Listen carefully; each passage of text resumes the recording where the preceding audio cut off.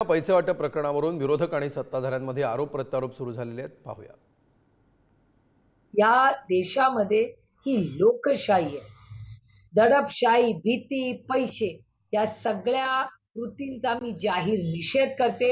ह्याची इन्क्वायरी झाली पाहिजे आणि जर हे व्हिडिओ मी स्वतः डिटेलमध्ये पाहिलेला नाही, पण हे जर आरोप जर खरे असतील तर भारतीय जनता पक्षाने माफी मागून राजीनामे दिले पाहिजे त्या देशातून की हो आम्ही गलिच्छ राजकारण करतो आणि इलेक्शन कमिशननी आमच्यासारख्या लोकांना आणि या देशातल्या नागरिकांना न्याय दिला पाहिजे. कि विनोद तावडे जैसा नेता, बड़ा नेता आज Arun Jaitley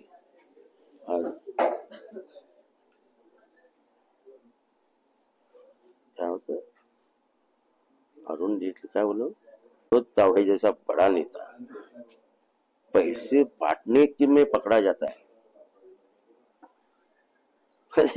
all India general secretary जिसके कुछ 100 करोड़ सदस्य है पूरी दुनिया में, उसका जनरल सेक्रेटरी 100, 200, 500 रुपये बांट रहा है. मला वाटतं विनोद तावडे आमचे राष्ट्रीय सरचिटणीस आहेत.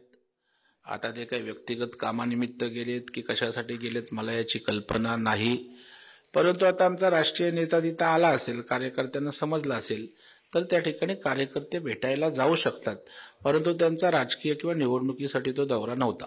एक लक्षात घ्या, विनोद तावडे हे खूप मोठे नेते आहेत. राष्ट्रीय स्तरावर त्यांचं नाव आहे. बहुजन विकास आघाडी असेल किंवा महाविकास आघाडी असेल, महाविकास आघाडी तर मशाल गटाची एक प्रवक्ता असलेली बाई, यांना तर तोंड सुख घ्यायला आता संधीच मिळाली आहे ती. पण नेमकी ही बॅग कोणाची आहे, त्यात कोणाचे पाकिट होते, कोणाचे पैसे होते हे अजून सिद्ध झालेलं नाही. निवडणूक आयोग ते सिद्ध करेल, पण विनोद तावडेंसारखा मोठा व्यक्ती असं करणार नाही.